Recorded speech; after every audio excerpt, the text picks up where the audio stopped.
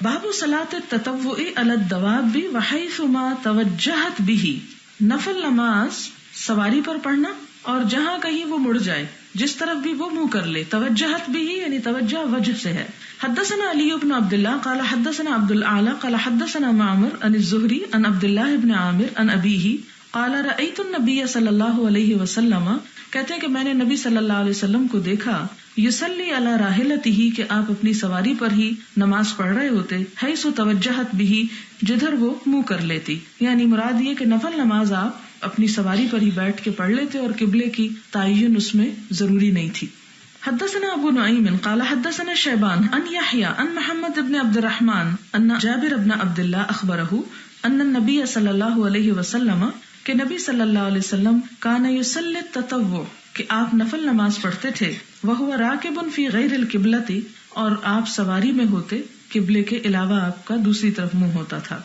حدثنا عبد الاعلی بن حماد قال حدثنا وہیب قال حدثنا موسى بن عقبہ عن نافع قال كان ابن عمر رضی اللہ عنہما يصلي على راحلته ويوتر عليها کہ حضرت ابن عمر جو تھے وہ نفل نماز اور وتر بھی سواری کے اوپر ہی پڑھ لیا کرتے تھے. ويخبر اور وہ خبر دیتے ہیں، بتاتے ہیں، ان النبی صلی اللہ علیہ وسلم كان يفعله کہ میں اس لیے ایسا کرتا ہوں کہ نبی صلی اللہ علیہ وسلم ایسا ہی کیا کرتے تھے.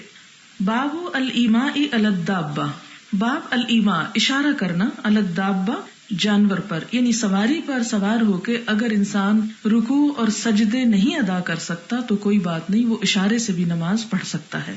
حدثنا موسى بن اسماعیل قال حدثنا عبد العزیز بن مسلم قال حدثنا عبد اللہ بن دینار قال كان عبد اللہ بن عمر رضی اللہ عنہما يصلي في السفر على راحلته اينما توجهت يؤمي، سواری جدھر منہ کرتی اشارہ کر لیتے. وذكر عبد اللہ ان النبی صلی اللہ علیہ وسلم کان یفعل، اور وہ بتاتے ہیں حضرت عبداللہ کہ حضور صلی اللہ علیہ وسلم بھی ایسا ہی کیا کرتے تھے.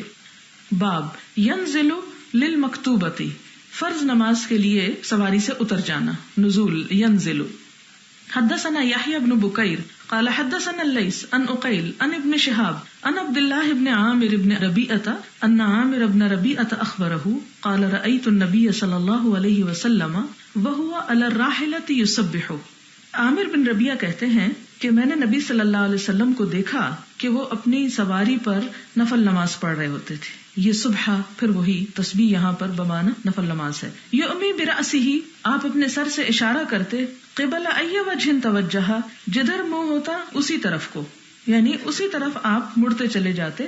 اور سر سے اشارہ کرنے کا مطلب کیا ہے؟ جیسے رکوع کے لیے تھوڑا اشارہ اور سجدے کے لیے زیادہ اشارہ، یعنی باقی اللہ اکبر تو آپ ہاتھ اٹھا کے اشارے سے کر لیں گے، وہ تو اشارہ نہیں، پراپر ہی کر رہے ہیں آپ، لیکن رکوع اور سجدے کا اشارہ مراد ہے یہاں کہ سر سے اشارہ کرتے تھے. ولم یکن رسول اللہ صلی اللہ علیہ وسلم یصنع ذلک فی الصلاۃ المکتوبۃ، لیکن آپ صلی اللہ علیہ وسلم فرض نماز میں ایسا نہیں کیا کرتے تھے. وقال اللیث حدثنی یونس عن ابن شہاب قال قال سالم کہتے ہیں کان عبداللہ ابن عمر کہ عبداللہ بن عمر یصلی علی دابتہ من اللیل کہ وہ اپنی سواری پر رات کے وقت نماز پڑھتے، وہ مسافر اور وہ سفر کر رہے ہوتے تھے. ما یبالی حیث کان وجہہ، اس بات کی پرواہ نہ کرتے کہ اس کا منہ کس طرف جا رہا ہے، یعنی سواری مشرق میں ہے یا مغرب کی طرف منہ کیے ہوئے، نفل نماز ہر طرف منہ کر کے پڑھنا جائز ہے. قال ابن عمر وکان رسول اللہ صلی اللہ علیہ وسلم یسبح علی الراحلۃ، ابن عمر کہتے ہیں کہ نبی صلی اللہ علیہ وسلم سواری پر نفل نماز پڑھتے، قبل ای وجہ کسی بھی طرف منہ کر کے، توجہ جدھر اس کا منہ ہوتا، ویوتر علیہا غیر انہ لا یصلی علیہا المکتوبہ اور سواری پر ہی وتر پڑھتے، یوتر علیہا یعنی علی الدابہ، غیر انہ لا یصلی علیہا المکتوبہ، بس یہ تھا کہ آپ سواری کے اوپر فرض نماز نہیں پڑھا کرتے تھے. یعنی ایسی صورت میں کیا کرنا چاہیے؟ گاڑی روک لینی چاہیے، جمع کر سکتے ہیں لیکن اشاروں سے وقت پر نہ پڑے. ایک اور بات ہے کہ مثلاً آپ کی اپنی سواری نہیں ہے، آپ بس پہ بیٹھے یا ٹرین پر بیٹھے اور وہ تو آپ کے بس میں ہی نہیں اور رک ہی نہیں سکتی. کراچی سے پشاور اگر آپ کو ٹرین سے جانا ہو تو آپ بتائیے کہ آپ کیا کریں گے. اس میں ایک تو سہولت یہ کہ اگر آپ کمپس اپنے پاس رکھیں تو ٹرین میں تو کچھ نہ کچھ جگہ بن ہی جاتی ہے کہ جس میں آپ کھڑے ہو کر بھی نماز کچھ ادا کر لیتے ہیں. یا بعض اوقات ایسا ہوتا ہے کہ ٹرین مختلف اسٹیشنز پر آدھا گھنٹہ بھی رکتی ہے، تو اس وقت میں آپ دو نمازیں جمع بھی کر سکتے ہیں، اور بہتر یہی ہے کہ جب وہ کھڑی ہو. لیکن اگر کوئی ایسی چیز ہے جو نان سٹاپ ہے اور آپ کی نمازیں قضا ہونے کا ڈر ہے تو اس صورت میں تحری کے ساتھ، تحری لفظ سب آپ کو یاد ہو گیا ہوگا کہ پوری جہد، ارادہ، کوشش اور نیت کے ساتھ آپ قبلہ رخ تلاش کر کے سورج کے ڈھلنے اور چڑھنے کے اس سے بھی اندازہ ہو جاتا ہے، تو آپ اس ڈائریکشن کو فالو کر کے پھر کسی بھی حال میں نماز ادا کر سکتے ہیں. لیکن اگر آپ کی اپنی گاڑی ہے، اپنی سواری ہے، تو اس صورت میں اس کو روکنا چاہیے. اور اس میں ایک یہ بھی ہوتا ہے کہ انسان تھوڑی بریک لے لے تو اور زیادہ فریش ہو کے زیادہ بہتر ڈرائیو کر سکتا ہے بنسبت اس کے کہ انسان بس اس کو گھسیٹتا چلا جائے. حدثنا معاذ بن فضالة قال حدثنا هشام عن يحيى عن محمد بن عبد الرحمن بن صوبان قال حدثني جابر بن عبد الله أن النبي صلى الله عليه وسلم كان يصلي على راحلته نحو المشرق، کہ آپ صلی اللہ علیہ وسلم مشرق کی جانب اپنی سواری پر نماز ادا کر لیتے. فَإِذَا أَرَادَ أَن يُصَلِّيَ الْمَكْتُوبَ، جب آپ ارادہ کرتے کہ فرض نماز پڑھے، نزل اترتے، فاستقبل القبلہ، تو قبلے کی طرف رخ کرتے. کیونکہ آپ دیکھیں کہ قرآن پاک میں دوسرے پارے کی ابتدا میں 3 مرتبہ یہ بات آئی کہ جہاں بھی ہو تم قبلہ کی طرف منہ کر لو. تو اس حدیث میں اس کی مزید وضاحت ملتی ہے کہ فرض نماز میں تو لازم ہے، نفل میں وہ آیت آئے گی جس میں آتا ہے کہ للہ المشرق والمغرب، اللہ ہی کے لیے ہے مشرق و مغرب. فَأَيْنَمَا تُوَلُّوا فَثَمَّ وَجْهُ اللَّهِ، جہاں بھی تم منہ موڑو گے تو اللہ کا چہرہ یا اللہ کی ذات تمہیں مل جائے گی. اب بظاہر یہ 2 آیتیں قرآن کی ایک دوسرے سے کنٹراڈکشن کرتی ہوئی نظر آتی ہیں کہ ایک آیت میں اللہ تعالیٰ فرماتے ہیں کہ جدھر چاہو منہ کر لو، وہی اللہ تعالیٰ کی ذات، اور دوسری میں بار بار فرما رہے ہیں کہ قبلے ہی کی طرف منہ کرو. اب ہم اگر اپنی عقل سے قرآن کو سمجھنے کی کوشش کریں گے تو اسے ایکسپلین نہیں کر پائیں گے. ہاں، اگر ہم سنت کو سامنے اس کو رکھتے ہیں تو ہمیں بات بہت آسانی سے اور بڑی وضاحت سے بغیر کسی کنٹراڈکشن کے سمجھ آ جائے گی کہ فرض نماز میں تاکید ہے کہ قبلہ ہی، اور نفل نماز میں جدھر چاہو منہ کر لو. اور یہاں پر مشرق کا ذکر اس لیے آیا کہ آپ صلی اللہ علیہ وسلم یعنی جیسے مدینہ ہے تو مدینہ والوں کا قبلہ جنوب کی طرف تھا، تو مشرق کی طرف آپ نے نفل نماز پڑھی، چونکہ اب بتکلف اسے جنوب کی طرف منہ موڑنا جو تھا وہ ایک مشکل کام تھا. باب صلاۃ التطوع علی الحمار، گدھے پر بیٹھ کر نفل نماز پڑھنا. اب یہ اس لیے بات آئی کہ مثلاً آپ اگر اونٹ پر بیٹھے ہیں تو اس صورت میں تو آپ کجاوے پہ بیٹھے ہوتے ہیں، اور کجاوے پر بیٹھنا گدھے پہ بیٹھنے سے ذرا مختلف انداز کا ہوتا ہے. کجاوا جو ہوتا ہے اونٹ کا، اس کے دونوں طرف آپ الگ الگ بھی بیٹھ سکتے ہیں، بیچ میں بھی بیٹھ سکتے ہیں، تو اس میں آپ ہو سکتا ہے کہ ٹانگیں لٹکا کے نہ بیٹھیں بلکہ ویسے ہی بیٹھ جائیں اونٹ پر. لیکن گدھے پر آپ ٹانگیں لٹکا کر ہی بیٹھیں گے. اگر آپ دوسری طرف بیٹھنے کی کوشش کریں گے تو آپ گر سکتے ہیں. تو اس لیے یہاں پر بتایا کہ اگر کوئی شخص گدھے پہ بیٹھ کے نفل نماز پڑھ رہا ہے اور اس صورت میں ہو سکتا ہے کہ اس کو تھامنا بھی پڑے، یعنی سارا وقت ہاتھ یہاں نہ بھی رکھ سکے کیونکہ اس میں بھی شاید وہ گرا دے، تو اس صورت میں مجھے نہیں معلوم اس کے ساتھ کوئی باغ ہوتی ہے کہ نہیں، ہوتی بھی اور نہیں بھی ہوتی، دونوں طرح سے سفر کیا جاتا ہے. تو ایسی صورت میں یہ ہے کہ انسان اگر پورا اشارہ نہیں بھی کر پا رہا تو صورت میں صرف سر کا اوپر نیچے کر کے ہی نماز پڑھ لینا کافی ہے. حدثنا احمد بن سعید قال حدثنا حبان قال حدثنا حمام قال حدثنا انس بن سیرین قال استقبلنا انس بن مالک حين قدم من الشام فلقيناه بعين التمر. انس بن سیرین کہتے ہیں کہ ہم انس بن مالک کے استقبال کے لیے نکلے، ہی نا جب، قدم من الشام وہ شام سے آ رہے تھے، واپس آ رہے تھے. فلقیناہ تو ہم نے ان سے ملاقات کی، بعین التمر عین التمر میں، یعنی ایک جگہ کا نام ہے عراق کی سرحد پر جو شام سے ملتی ہے، وہاں پر ان سے ملاقات کی. فرأیتہ یصلی علی حمار، تو میں نے دیکھا کہ وہ گدھے پر نماز پڑھ رہے تھے، یعنی سواری پر ہی، اور سواری کس چیز کی تھی؟ گدھے کی، اسی پر نماز پڑھ رہے تھے. ووجہہ من ذل جانب، اور ان کا چہرہ جو تھا وہ دوسری جانب تھا، یعنی ان یسار القبلہ، کس جانب تھا؟ قبلے کی بائیں جانب تھا، یعنی قبلے کی طرف نہیں تھا. فقلت رأیتک تصلی لغیر القبلہ، تو انس بن سیرین کہتے ہیں میں نے ان سے کہا کہ آپ قبلے کی طرف منہ کیے بغیر نماز ادا کر رہے ہیں. فقال، تو انہوں نے کہا لولا انی رأیت رسول اللہ صلی اللہ علیہ وسلم فعلہ لم افعلہ. تو صحابی کہتے ہیں کہ اگر میں نے حضور صلی اللہ علیہ وسلم کو ایسا کرتے نہ دیکھا ہوتا تو میں کبھی ایسا نہ کرتا، یعنی میں نے آپ کو سواری پر بغیر قبلے کی طرف منہ کیے نماز پڑھتے دیکھا ہے. ورواہ ابراہیم ابن تہمان ان حجاج ان انس ابن سیرین ان انس ابن مالک رضی اللہ عنہ ان النبی صلی اللہ علیہ وسلم.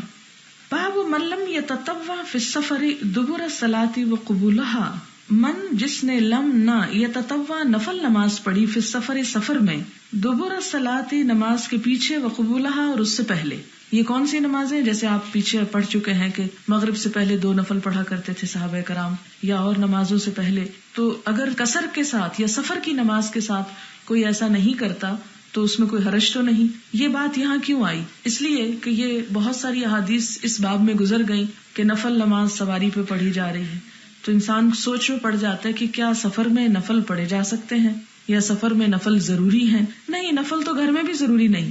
نفل تو ایک دل کی خوشی سے پڑھی ہوئی نماز ہے. اگر آپ سفر میں بھی نفل پڑھ لیتے ہیں تو آپ پڑھ سکتے ہیں، اور اگر آپ سفر میں بھی نفل پڑھنا چاہتے ہیں تو سفر میں بھی آپ پڑھ سکتے ہیں. تو ایسی صورت میں نفل پر کوئی پابندی نہیں ہے کہ آپ اس کو ضرور ادا کریں. اب اس حدیث سے ہم دیکھتے ہیں کہ کیا پتہ چلتا ہے، کیونکہ بہت سے لوگ آپ نے دیکھا ہوگا کہ وہ بڑا تاکید کرتے ہیں جی فرض کی کسر ہے، سنت کی تو نہیں، اس لیے سنت پوری پڑھو. تو اس صورت میں کیا کرنا چاہیے؟ حدثنا يحيى بن سليمان قال حدثنا ابن وهب قال حدثني عمر بن محمد ان حفص بن عاصم حدثه قال سافر ابن عمر فقال صحبت النبي صلی اللہ علیہ وسلم فلم اره يسبح في السفر. ابن عمر کہتے ہیں کہ میں نبی صلی اللہ علیہ وسلم کے ساتھ سفر میں رہا، صحبت ساتھ رہا، پھر میں نے نہیں دیکھا کہ آپ سفر میں سنتیں پڑھ رہے ہوں. تسبیح یعنی نفل نماز اور سنت دونوں کے لیے استعمال ہوتا ہے، کیونکہ آپ کو شاید تھوڑی سی کنفیوژن پیدا ہو آپ کے ذہن میں، اور وہ اس لیے کہ ہم نے نماز کو بہت سی کیٹیگریز میں تقسیم کر رکھا ہے. مثلاً ہم کہتے ہیں ایک فرض ہے، ایک سنت مؤکدہ ہے، ایک غیر مؤکدہ ہے، ایک نفل ہے، ایک وتر ہے. یہ تقسیم ٹھیک ہے اپنی جگہ پر، اس میں کوئی حرج نہیں. لیکن صحابہ کرام سے عموماً 2 بڑی کیٹیگریز ہمیں پتہ چلتی ہیں نماز کی. ایک ہے فرض اور ایک ہے نفل. جو فرض ہے وہ تو فرض ہے، اور جو نفل ہے تو نفل میں کچھ تو ایسے نفل ہیں کہ جن کی تاکید بہت ہے، جن کو ہم نے پھر اپنی سمجھ کے لیے، آسانی کے لیے سنت مؤکدہ کہہ دیا. کچھ ایسے ہیں کہ جن کو پڑھنا افضل ہے، نہ پڑھا جائے تو گناہ نہیں، ایسے کو ہم نے غیر مؤکدہ کہہ دیا. اور کچھ ہم ویسے ہی نفل لفظ بول دیتے ہیں مؤکدہ اور غیر مؤکدہ کے علاوہ. تو اس لیے جب بھی فرض کے مقابلے میں نفل کا ذکر آئے تو اس سے مراد اپنے اردو والے نفل نہ لیا کریں، ٹھیک ہے؟ اس سے مراد اس کانٹیکسٹ میں دیکھا کریں کہ یہاں کس چیز کی بات ہو رہی ہے. فلم ارہ یسبح فی السفر، تو میں نے آپ کو سفر میں سنتیں پڑھتے ہوئے نہ دیکھا. وقال اللہ جل ذکرہ، یہ جل ذکرہ اللہ تعالیٰ کا ذکر بہت بلند ہے یا جلیل ہے یا عظیم ہے، اللہ تعالیٰ کی صفت کے طور پہ یہ لفظ آئے ہیں. اور اللہ تعالیٰ نے فرمایا، کیا فرمایا آپ صلی اللہ علیہ وسلم کے بارے میں؟ لقد کان لکم فی رسول اللہ اسوۃ حسنہ، کہ تمہارے لیے اللہ کے رسول صلی اللہ علیہ وسلم کی زندگی میں بہترین نمونہ ہے. یعنی اگر آپ نے ان سنتوں کو نہیں پڑھا تو باقی لوگوں کے لیے بھی ان کو چھوڑنے میں کوئی حرج نہیں ہے. ایک اور روایت میں یہ بھی بات ہمیں ملتی ہے کہ عبداللہ بن عمر نے سفر میں لوگوں کو سنتیں پڑھتے ہوئے دیکھا، تو انہوں نے ان سے کہا کہ اگر میں سنتیں پڑھوں تو فرض ہی کیوں نہ پورے پڑھ لوں. یعنی اگر سفر میں فرض آدھے ہو گئے ہیں تو سنت کس لیے لازم ہو گئی؟ یعنی سینس کی بھی بات ہے نا. حدثنا مسدد قال حدثنا يحيى عن عيسى بن حفص بن عاصم قال حدثني ابي انه سمع ابن عمر يقول صحبت رسول اللہ صلی اللہ علیہ وسلم. ابن عمر کہتے ہیں کہ میں حضور صلی اللہ علیہ وسلم کے ساتھ رہا. فکان لا يزيد في السفر على ركعتين، تو آپ سفر میں 2 رکعتوں سے زیادہ نہیں پڑھتے تھے. وابا بکر و عمر و عثمان کذالک رضی اللہ عنہم، اور اسی طرح یہ صحابہ کرام بھی یعنی سنتیں نہیں پڑھتے تھے. باب من تطوع فی السفر فی غیر دبر الصلاۃ وقبلها، نفل نماز پڑھنا سفر کی حالت میں فرض نماز سے پہلے اور پیچھے کے علاوہ. یعنی فرض کے ساتھ تو نفل نہیں ہے، لیکن اگر ویسے ہی کوئی فارغ ہے اور مثلاً آپ گاڑی میں بیٹھے ہوتے ہیں اور گاڑی جا رہی اور آپ بور ہو رہے ہیں، آپ تنگ آ رہے ہیں، آپ کو کوئی کام نہیں کرنے کو، تو بور نہ ہو، آپ نفل پڑھنا شروع کر دیں اور اشارے سے پڑھنا شروع کر دیں. ایون اگر آپ اپوزٹ ڈائریکشن میں جا رہے ہیں تو وہ کر سکتے ہیں، لیکن یہ نہیں کہ جب آپ اترے تو فرض تو 2 پڑھے اور سنتیں 8 پڑھے. ورکع نبی صلی اللہ علیہ وسلم فی السفر رکعتي الفجر، اور نبی صلی اللہ علیہ وسلم نے سفر میں فجر کی 2 رکعتیں پڑھی. یعنی اس سے کیا پتہ چلتا ہے کہ باقی سنتیں تو آپ نے نہیں پڑھی، لیکن سفر میں فجر کی سنتوں کا بھی اہتمام فرمایا، ان کی تاکید کی. اور ویسے بھی ہے کہ فجر کی نماز تو بہت چھوٹی سی ہے. حدثنا حفص بن عمر قال حدثنا شعبة عن عمرو بن مرة عن ابن ابي ليلى قال ما اخبرنا احد انه راى النبي صلى الله عليه وسلم صلی الضحى غیر ام ہانی. اب یہاں پر ابن ابی لیلہ کی روایت ہے، کہتے ہیں کہ ہم سے کسی نے بیان نہیں کیا، ما اخبرنا احد، کسی نے ہم کو خبر نہیں دی، انہ رأى النبی صلی اللہ علیہ وسلم، کہ انہوں نے نبی صلی اللہ علیہ وسلم کو دیکھا، صلی الضحى کہ انہوں نے چاشت کی نماز پڑھی ہو، غیر ام ہانی سوائے ام ہانی کے، جن کے پاس آپ نے فتح مکہ کے موقع پر 8 رکعتیں پڑھی تھی. ذکرت ان نبی صلی اللہ علیہ وسلم، انہوں نے ذکر کیا کہ نبی صلی اللہ علیہ وسلم نے یوم فتح مکہ تھا، فتح مکہ کے دن، اغتسل غسل فرمایا، فی بیتہا ان کے گھر میں، فصلی 8 رکعات پھر آپ نے 8 رکعت نماز ادا کی. فما رأیتہ صلی صلاۃ اخف منہا، تو میں نے آپ کو اتنی ہلکی نماز پڑھتے کبھی نہیں دیکھا، یعنی مختصر. اس کا یہ مطلب نہیں کہ رکوع اور سجدے کی چوری، مراد یہ ہے کہ قرات میں طویل قرات نہ تھی، ہلکی ہلکی صورتیں پڑھی. غیر انہ یتم الرکوع والسجود، خاص طور پہ ساتھ کہا جا رہا ہے کہ انہوں نے رکوع اور سجدے مکمل کیے. وقال اللیث، اور لیث کہتے ہیں، حدثنی یونس، مجھ سے یونس نے بیان کیا، ان ابن شہاب، ابن شہاب سے، قال حدثنی عبداللہ ابن عامر ان اباہ اخبرہ انہ رأى النبی صلی اللہ علیہ وسلم صلی الصبح باللیل فی السفر علی ظہر راحلتہ حیث توجہت بہ، کہ نبی صلی اللہ علیہ وسلم نے رات کو نفل نماز اپنی اونٹنی پر پڑھی جدھر بھی وہ آپ کو لے کے مڑ جاتی. اس میں ہم دیکھتے ہیں کہ ایک صحابی ہیں، یہ ابن ابی لیلہ ہیں، یہ کہتے ہیں کہ ہم سے کسی نے بیان نہیں کیا. تو اس سے یہ بات نہیں ثابت آتی کہ چاشت کی نماز آپ نے پڑھی نہیں یا ثابت ہی نہیں آپ سے، یا صرف اس میں ام ہانی ہی کی روایت باقی ہے. اگر ایک صحابی یہ ذکر کرتے ہیں تو اس کا مطلب ہے کہ ان کو اس کی اطلاع نہیں ملی. تو اس سے یہ ثابت نہیں ہے کہ یہ خلاف سنت کام ہو رہا ہے. اصل بات یہ ہے کہ اس طرح کے جو نوافل ہیں، جیسے چاشت ہے، جیسے اوابین وغیرہ ہیں، آپ صلی اللہ علیہ وسلم نے ان کو بہت زیادہ ادا نہیں کیا اور لوگوں کے سامنے بھی زیادہ نہیں کیا. اس کی وجہ یہ تھی کہ ان کی فضیلت بہت تھی، اور اگر آپ بہت پابندی سے اس کو پڑھتے تو لوگ اس کو اپنے اوپر فرض کر لیتے. جیسے آپ دیکھتے ہیں کہ صلاۃ اللیل آپ نے 3 دن صرف جماعت سے پڑھائی لوگوں کو، اس کے بعد نہیں پڑھائی اس ڈر سے کہ فرض ہو جائے گا، کیونکہ شوق بہت تھا.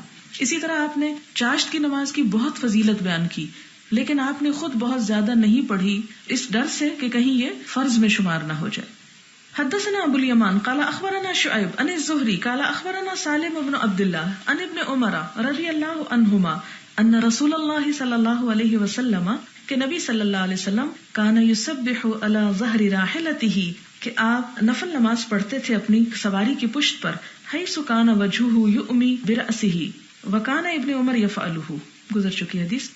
باب الجمع فی السفر بین المغرب والعشاء، سفر میں مغرب اور عشاء کو جمع کر کے پڑھنا. حدثنا علی بن عبد اللہ قال حدثنا سفیان قال سمعت الزہری عن سالم عن ابیہ قال کان النبی صلی اللہ علیہ وسلم یجمع بین المغرب والعشاء اذا جد به السیر، کہ آپ صلی اللہ علیہ وسلم جمع کرتے تھے مغرب اور عشاء کو جب جلدی چلنا مقصود ہوتا آپ کو. اس سے کیا پتہ چلتا ہے کہ آپ نے دونوں طرح ادا کی ہوگی. جب آپ سہولت میں ہوتے تو مغرب اپنے وقت پر اور عشاء اپنے وقت پر، لیکن جب آپ کو کوئی جلدی ہوتی یا کوئی امپورٹنٹ کام ہوتا تو اس صورت میں آپ پھر سفر میں دونوں کو جمع کر لیتے تھے. اور اس سے ہمارے لیے کیا ہے کہ ہم بھی اپنی سہولت کے مطابق دونوں طریقے اختیار کر سکتے ہیں.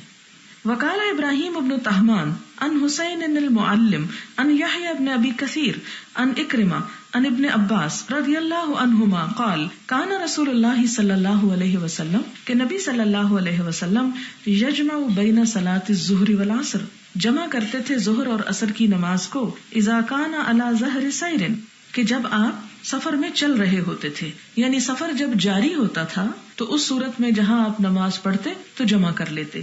وَيَجْمَعُ بَيْنَ الْمَغْرِبِ وَالْعِشَاءِ، اور مغرب اور عشاء کو بھی جمع کر لیتے جب یہ دوران سفر یعنی ٹریولنگ کے دوران آپ کے رستے میں یہ نمازیں آ جاتی تو آپ مغرب کے لیے الگ نہیں روکتے تھے سواری اور عشاء کے لیے الگ نہیں روکتے تھے، بلکہ دونوں کو آپ اکٹھا کر لیا کرتے تھے. وَعَنْ حُسَيْنٍ أَنْ يَحْيَى بْنِ أَبِي كَثِيرٍ أَنْ حَفْصِ بْنِ عُبَيْدِ اللَّهِ بْنِ أَنَسٍ أَنْ أَنَسِ بْنِ مَالِكٍ رضی اللہ عنہ قال كان النبي صلی اللہ علیہ وسلم یجمع بین صلاۃ المغرب والعشاء فی السفر تابعہ علی بن المبارک وحرب ان یحیی ان حفص ان انس جمع نبی صلی اللہ علیہ وسلم. یعنی یہ بہت سی روایات سے یہ بات ہمیں پتہ چلتی ہے.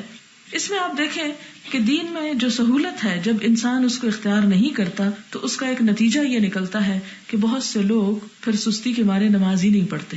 اور آپ دیکھیں کہ ہم نے جب بہت دین میں سختی اور شدت پیدا کی کہ نہیں زیادہ بہتر یہی ہے کہ تم ایک نماز اپنے وقت پر ہی پڑھو اور دوسری اس کے وقت پہ پڑھو، اور بعض حالات واقعی ایسے ہوتے ہیں کہ وہ وقت کا اہتمام مشکل ہو جاتا ہے، پھر لوگ کہتے ہیں اچھا پھر پڑھ لیں گے اور اللہ غفور الرحیم ہے، نہ بھی پڑھیں تو خیر ہے، اور اس چیز کو سامنے رکھتے رکھتے بالکل ہی وہ سب کچھ چھٹ جاتا ہے۔ تو بجائے اس کے کہ ہم ناروا ایسی پابندیاں اور سختیاں دین میں داخل کریں، ہم اس سہولت کو اختیار کریں اور اس میں نماز چھوڑنے کی بجائے بہتر ہے کہ ہم سنت کی پیروی کرتے ہوئے اس کو جمع کر لیں۔ بابن هل يؤذن او يقيم اذا جمع بين المغرب والعشاء، اگر مغرب اور عشاء ملا کے پڑھی جائے تو کیا اذان اور تکبیر کہی جائے گی؟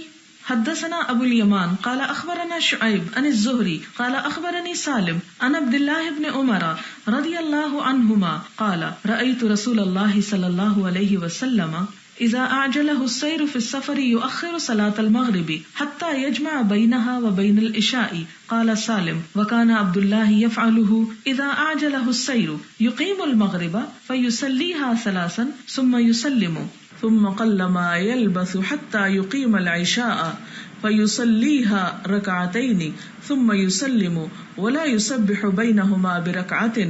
یہ حدیث پیچھے گزر چکی ہے۔ سالم کہتے ہیں کہ عبداللہ کیا کرتے تھے، جب جلدی ہوتی نکلنے کو تو مغرب کی اقامت کہتے، 3 رکعت پڑھتے، پھر سلام پھیرتے، پھر تھوڑی دیر ٹھہرتے، پھر عشاء کی اقامت کہتے، پھر اس کی نماز پڑھتے 2 رکعتیں، پھر سلام پھیرتے، اور ان دونوں کے درمیان کوئی سنتیں نہیں پڑھتے تھے، جس سے کیا پتہ چلتا ہے کہ مغرب اور عشاء کے درمیان سنتیں نہیں ہوں گی۔ ولا بعد العشاء بسجدۃ، اور نہ عشاء کے بعد کوئی سجدہ کرتے، حتی یقوم من جوف اللیل، یہاں تک کہ آدھی رات کو قیام کا وقت آ جاتا۔ تو اس سے کیا پتہ چلتا ہے، اذان کے یہاں ثبوت نہیں ملتا بلکہ اقامت کا ملتا ہے، اقامت کہی جائے گی، جب نماز شروع کی جائے گی تو تکبیر پڑھ لی جائے گی۔ حدثنا اسحاق قال اخبرنا عبد الصمد قال حدثنا حرب قال حدثنا يحيى قال حدثني حفص ابن عبید اللہ ابن انس ان انس رضی اللہ عنہ حدثه ان رسول اللہ صلی اللہ علیہ وسلم كان يجمع بين هاتين الصلاتين في السفر یعنی المغرب والعشاء۔ پھر یہ پتہ چلتا ہے، حدیث وہی گزر چکی ہے، ایک اور سند سے آ رہی ہے کہ آپ جمع کر لیتے تھے نماز کو۔ اور اس میں ایک اور بات بھی ہے جمع کرنے میں کہ بعض اوقات آپ مغرب کے وقت کہیں سے گزر رہے ہیں، آپ کو گاڑی روکنے کی جگہ نہیں مل رہی مثلاً، یا آپ گزر رہے ہیں اور آپ کو وضو کی جگہ نہیں ہے، کوئی ایسی پراپر جگہ نہیں کہ جہاں آپ اتر کے نماز پڑھ سکیں، تو ایسی صورت میں سفر تو پہلے ہی ایک عذاب ہے، مزید عذاب اندر شروع ہو جائے کہ ہم نے نماز قضا کر دی اور جو پاس بیٹھے ان سب کو بھی پریشان کیا جائے، کیونکہ عموماً یہ ہوتا ہے جب ہم کوئی کام خود نہیں کر سکتے تو آس پاس والوں کو بھی پریشان کر ڈالتے ہیں۔ مثلا اگر آپ کی نماز لیٹ ہو رہی ہے تو آپ بار بار دہرانے سے لیٹ ہو رہی ہے اور پورا ماحول جو ہے وہ پریشان کن ہو رہا ہے، تو اس سے کوئی زیادہ تقویٰ کا اظہار نہیں ہوتا۔ ہمیں یہ تقویٰ دل میں ہی رکھنا چاہیے، کیونکہ تقویٰ کا اصل مقام دل ہے، اور اس طرح کی ہڑبونگ مچا کے اور دوسروں کو پریشان کر کے نیکی نہ کمائیں۔ اس میں یہ ہے کہ ایسی ساری سہولتیں جو دین میں موجود ہیں ان کو اختیار کر لیں، اطمینان سے گزر جائیں۔ اگر نہیں جگہ گاڑی روکنے کی، نہیں وضو کی، نہیں کوئی پراپر پلیس، امن کی جگہ نہیں، بعض جگہ ایسی ہوتی ہیں کہ پانی ہے، مسجد ہے، لیکن امن نہیں محسوس ہو رہا آپ کو، تو اس صورت میں آپ وہاں پر مت رکیں اور آپ آگے جا کے عشاء ہی کے وقت میں مغرب بھی ادا کر لیں۔ یعنی اس میں یہ بھی شرط نہیں ہے کہ آپ درمیان میں ہی دونوں کو جمع کریں، آپ عشاء کے وقت میں بھی مغرب پڑھ سکتے ہیں اس صورت میں۔ باب یؤخر الظہر الی العصر، ظہر کو عصر تک تاخیر کر کے پڑھنا۔ اذا ارتحل، جب سفر کیا جائے، قبل ان تزیغ الشمس، اس سے پہلے کہ سورج جو ہے وہ ڈھل جائے یا ٹیڑھا ہو جائے، زاغ۔ فیہ ابن عباس عن النبی صلی اللہ علیہ وسلم، یہ ابن عباس نبی صلی اللہ علیہ وسلم سے اس میں روایت کرتے ہیں۔ یہ حدیث جو ہے امام احمد نے اس کا ذکر کیا اپنی کتاب میں۔ حدثنا حسان الواسطی قال حدثنا المفضل ابن فضالہ عن عقیل عن ابن شہاب عن انس بن مالک رضی اللہ عنہ قال کان النبی صلی اللہ علیہ وسلم، کہ نبی صلی اللہ علیہ وسلم اذا ارتحل، جب سفر شروع کرتے، قبل ان تزیغ الشمس، اس سے پہلے کہ سورج ڈھل جاتا، یعنی ابھی ظہر کا وقت نہیں ہوتا تھا، تو کیا کرتے تھے؟ پھر آپ ظہر نہیں پڑھتے تھے، اخر الظہر الی وقت العصر، ظہر کو عصر کے وقت تک لے جاتے تھے۔ یعنی مثلاً اگر آپ 12 بجے سفر شروع کر رہے ہیں، ابھی زوال نہیں ہوا، ظہر کی نماز کا وقت ہی نہیں آیا، تو آپ کیا کریں؟ آپ سفر شروع کر لیں اور کرتے چلے جائیں، بریک کہاں لیں؟ عصر کے وقت میں آ کے لے لیں، جس میں ظہر اور عصر دونوں ملا کے پڑھ لیں۔ قبل ان تزیغ الشمس اخر الظہر الى وقت العصر ثم یجمع بینہما واذا زاغت صلی الظہر ثم رکبا، جب سورج ڈھل جاتا تو ظہر پڑھ کے سوار ہوتے۔ بابن اذا ارتحل بعد ما زاغت الشمس صلی الظہر ثم رکبا، کہ جب سفر میں سورج ڈھلنے کے بعد انسان نکلے تو ظہر پڑھ کر سوار ہو. یعنی اگر آپ گھر سے نکل رہے ہیں اور آپ دیکھ رہے ہیں کہ ظہر کا وقت ہو گیا ہے تو ایسی صورت میں کیا کریں؟ ظہر گھر سے ہی پڑھ لیں، خواہ اذان نہیں بھی ہوئی، کیونکہ یہاں کیا بتایا گیا ہے؟ سورج کا ڈھلنا، اذان کا ہونا نہیں، کیونکہ ہماری اذانیں تھوڑی تاخیر سے ہوتی ہیں. حدثنا قتيبة بن سعيد قال حدثنا مفضل بن فضالة عن عقيل عن ابن شهاب عن انس بن مالك قال كان النبي صلی اللہ علیہ وسلم اذا ارتحل قبل ان تزيغ الشمس، کہ آپ جب سورج ڈھلنے سے پہلے سفر شروع کرتے، اخر الظہر الى وقت العصر، تو آپ کیا کرتے؟ ظہر کو وقت عصر تک تاخیر کرتے. ثم نزل، پھر آپ اترتے، فجمع بینہما، تو ان دونوں کو جمع کرتے. فان زاغت الشمس قبل ان يرتحل صلی الظہر ثم رکب، اور اگر آپ کے چلنے سے پہلے ہی سورج ڈھل جاتا تو ایسی صورت میں ظہر پڑھ کے سفر شروع کرتے. تو دونوں طریقے ہمارے سامنے آ گئے ہیں. ایک طریقہ کیا ہے کہ اگر زوال نہیں ہوا تو سفر شروع کر دیں اور عصر کے ساتھ پڑھ لیں جا کے، اور اگر زوال ہو چکا ہے تو ظہر پڑھ کے چل پڑے. اور اگر آپ کو جلدی ہو نکلنے کی کسی خاص وجہ سے، کہ آپ کو کسی خاص اپوائنٹمنٹ میں پہنچنا ہے یا کوئی ایمرجنسی ہے، تو اس صورت میں خاص ظہر کے لیے سورج ڈھل بھی چکا ہو تو بھی آپ پھر آگے جا کے ان کو جمع کر سکتے ہیں اگر کوئی مجبوری کی بات ہے. اور اگر آپ اپنے اون پر ہیں، ریلیکس ہو کر آپ سفر شروع کر رہے ہیں، تو افضل یہ ہے کہ آپ پڑھ کے چلیں. سوال ہے، اگر کوئی شخص قرآن پاک کی تلاوت کر رہا ہے اور اس کے پاس کچھ اور لوگ بھی بیٹھے ہیں، مثلاً گھر میں، اگر وہ شخص سجدہ والی آیت تلاوت کر دے، اب ان سب لوگوں نے بھی سن لی اور حدیث کے مطابق ان پہ سجدہ واجب ہو گیا، لیکن اگر ان کو پتہ ہی نہیں کہ انہوں نے سجدے والی آیت سنی ہے یا کوئی اور، تو ایسی صورت میں کیا ہوگا؟ آپ نے حدیث میں پڑھا کہ اگر کوئی شخص صرف سن لیتا لیکن اس کو پتہ نہیں چلتا اور اس کی نیت یا ارادے سے وہ نہیں سن رہا، ایسے ہی کان میں آواز پڑ گئی ہے، تو اس صورت میں اس پہ سجدہ لازم نہیں ہوگا. سوال ان کا یہ ہے، کیا اس شخص کو جو تلاوت کر رہا ہے انہیں بتانا چاہیے کہ آپ سجدہ کریں؟ نہیں، انہیں مشکل میں نہیں ڈالنا چاہیے. اسی طرح کے طرز عمل سے لوگ اریٹیٹ ہو جاتے ہیں کہ ایک تو آپ خود تلاوت کر رہے ہیں اور دوسرا آپ اونچا کر کے ہمیں بھی ساتھ ڈسٹرب کر رہے ہیں، تیسرا یہ ہے کہ سجدے کی آیت پہ روک کے ہم کو کہتے ہیں اب سجدہ کرو تم. تو اس سے دوسروں کے لیے زندگی مشکل ہو جائے گی، دشوار ہو جائے گا آپ کا یہ دین دوسروں کے لیے. اس لیے آپ اگر پڑھ رہے ہیں تو کوشش کریں کہ جب لوگ سننے کے موڈ میں نہ ہوں تو آپ ذرا دھیمی آواز سے ہی پڑھیں، کیونکہ ہوتا ہے کہ کوئی پڑھ رہا ہے، کوئی بیمار ہے، کوئی آرام کر رہا ہے، کوئی کھا پی رہا ہے، کوئی کسی سے بات چیت کر رہا ہے. اب جب ایک شخص اونچی آواز سے گھر میں تلاوت کیے چلے جا رہا ہے تو سب لوگوں کو گلٹی فیل ہوتا ہے اور وہ اپنے آپ کو گناہ گار محسوس کرتے ہیں کہ ہم شاید توجہ نہیں دے رہے اور قرآن پاک کی حرمت کے خلاف کام کر رہے ہیں. تو ایسی صورت میں دوسروں کو اپنے اس طرز عمل سے تکلیف میں مبتلا نہ کریں. لیکن یہ ہے کہ جیسے پڑھنے کا وقت ہے، صبح ہے، آپ کے بچے لیٹے ہوئے بیٹھے ہیں، تھوڑا بہت کھیل رہے ہیں، تو آپ اونچی آواز سے سنائیں بھی صحیح ان کو. لیکن فجر کے وقت تو پڑھنے کی ویسے بھی اہمیت ہے اور تاکید ہے، مگر عام دن میں ایسا نہ کرے، آہستہ ہی پڑھے تو بہتر ہے. اور پھر کیا اس شخص کو چاہیے کہ وہ اس آیت کو دل میں پڑھ لے؟ نہیں، دل میں نہیں پڑھے، اپنی روٹین پہ پڑھتا چلا جائے، بس یہ کہ دوسرے کو الرٹ نہ کرے کہ میں اب سجدے کی آیت پڑھنے لگا ہوں، ہوشیار. سجدہ تلاوت کی دعا ایک بار ہے یا 3 بار؟ ایک دفعہ بھی پڑھ لینا کافی. ایک سوال ہے کہ نماز میں اگر میں سورۃ فاتحہ کے بعد سورۃ العلق پڑھوں تو کیا فوراً رکوع سے پہلے سجدہ کر لوں؟ سجدے کے بعد سیدھی کھڑی ہو جاؤں پھر رکوع کر لوں، یا رکوع سے پہلے کوئی اور سورت پڑھنا ضروری ہے؟ اس میں آپ دیکھیں کہ اگر آپ کوئی ایسی سورت پڑھ رہے ہیں کہ جس کے درمیان میں سجدہ آ رہا ہے تو جہاں سجدہ کی آیت ختم ہوگی وہاں آپ سجدہ کر لیں گے، پھر آپ کھڑے ہو کر باقی سورت مکمل کر لیں گے. لیکن اگر آپ وہیں پر اینڈ کر رہے ہیں اور اس سے آگے آپ کو نہیں جانا تو اس صورت میں طریقہ یہ ہوگا کہ آپ الگ سے سجدہ کر کے اور رکوع کر کے اور پھر سجدہ نہیں کریں گے، بلکہ رکوع اور سجدے میں وہ سجدہ بھی شامل ہو جائے گا. مثلاً اگر آپ وہ سورت اور اس کے بعد کوئی اور سورت آگے ملانا چاہتی ہیں تو جہاں پر سجدہ آئے گا وہاں آپ سجدہ کر کے پھر کھڑے ہو کر اگلی سورت پڑھ لیں گے اور پھر آپ رکوع اور سجدہ مکمل کر کے وہ رکعت پوری کر لیں گے. سوال ہے، کیا سجدہ تلاوت کے بعد سلام پھیرنا چاہیے یا فوراً اٹھ جائیں؟ سجدہ تلاوت کے ساتھ سلام نہیں ہوتا. سجدہ تلاوت مثلاً اگر آپ نے کیا ہے کسی نماز کے بعد تو ایسی صورت میں آپ صرف سجدے میں جا کے سجدے کی دعا پڑھیں گے اور اس کے بعد اٹھ کے چلے جائیں گے. اگلا سوال ہے، پورا قرآن پڑھ لیا، ایک بھی سجدہ تلاوت نہیں کیا، اب چاہا کہ سجدہ تلاوت کیے جائیں تو کیا سب اکٹھے پڑھے جا سکتے ہیں؟ جی ہاں، آپ اکٹھے بھی 14 سجدے جو ہیں ایک ہی اسٹریچ میں یا ایک ہی ٹائم پر کر سکتے ہیں. اگر کوئی شخص ایک سورت کو بار بار پڑھ رہا ہو جس میں سجدہ آتا ہو تو کیا ایک دفعہ سجدہ کر لینا کافی ہے یا کئی مرتبہ؟ ایک دفعہ ہی کافی ہے. جیسے کوئی شخص اگر کسی سورت کو حفظ کر رہا ہے اور اس میں سجدہ آ رہا ہے اور اس کو وہ 100 ٹائمز ریپیٹ کرتا ہے تو ایک ہی سجدہ کافی ہوگا. پھر اسی طرح ہے، آپ نے بتایا کہ تمام فقہا کے نزدیک سجدہ تلاوت کرنا سنت ہے، لیکن فقہ حنفیہ کے نزدیک یہ واجب ہے. پھر آپ نے بتایا کہ واجب سنت سے بڑھ کر لازم ہوتا ہے.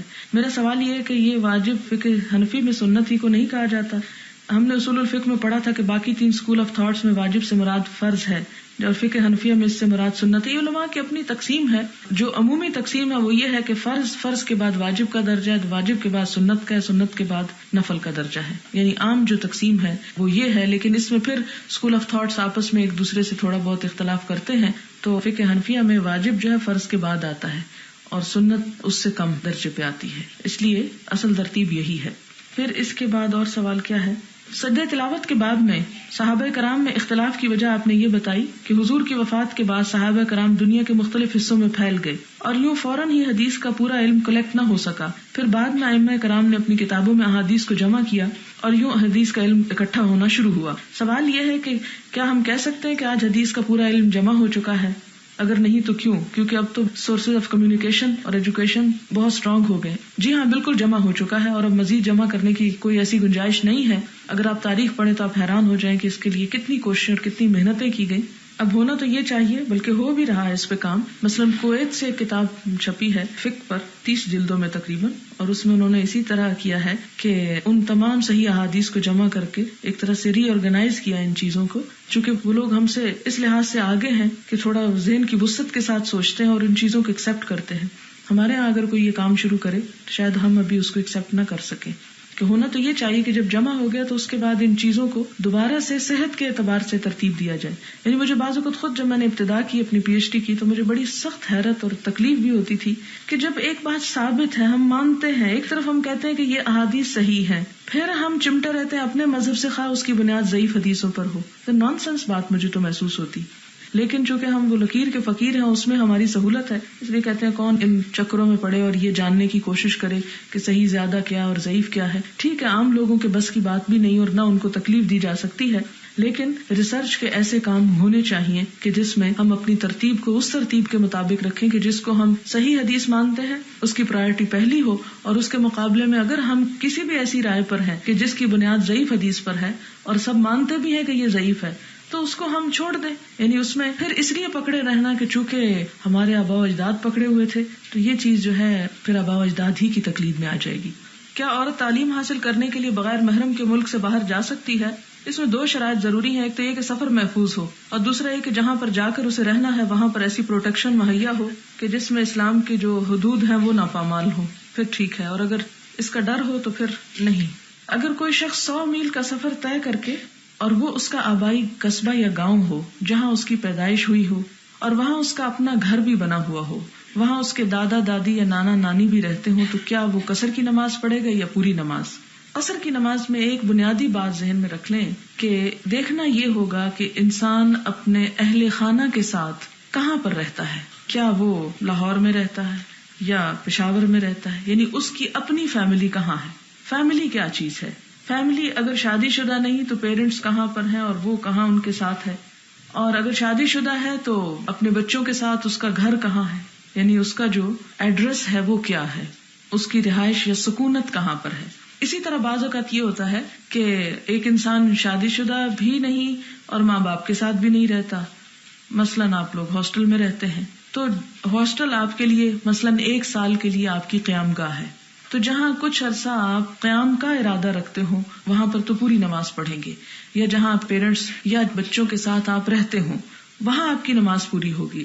مثلاً آپ کسی بھی رشتے دار کے گھر جاتے ہیں، جیسے مثلاً آپ سسرال میں جاتے ہیں اور سسرال میں آپ مستقل نہیں رہتے، 1-2 دن کے لیے جاتے ہیں، 1 ہفتے کے لیے جاتے ہیں، یا آپ اپنے نانا نانی کے گھر جاتے ہیں اور چند دنوں کے لیے چھٹیاں گزارنے کو جاتے ہیں، یعنی 2-4 دن، یہ جو قصر کی جو لمٹ ہے اس کے اندر. اسی طرح آپ کسی بھی اور جگہ پر جاتے ہیں، مثلاً آپ ایک جگہ پر 10 سال رہے، پھر آپ کی پوسٹنگ کہیں اور ہو گئی، تو جہاں اب پوسٹنگ کے بعد رہ رہے ہیں وہ آپ کا اصلی گھر ہوگا. اور خواہ آپ کسی جگہ 10 سال رہ چکے ہیں یا 20 سال رہ چکے ہیں، یا آپ پیدا ہو چکے ہیں، یا آپ کے رشتے دار رہتے ہیں، وہ تمام جگہ آپ کے لیے سفر کے زمرے میں آئیں گی. یعنی گھر انسان کا ایک ہی ہوتا ہے جہاں وہ مستقل قیام کرتا ہے، باقی جگہیں جو ہیں اس کے لیے سفر شمار ہوں گی۔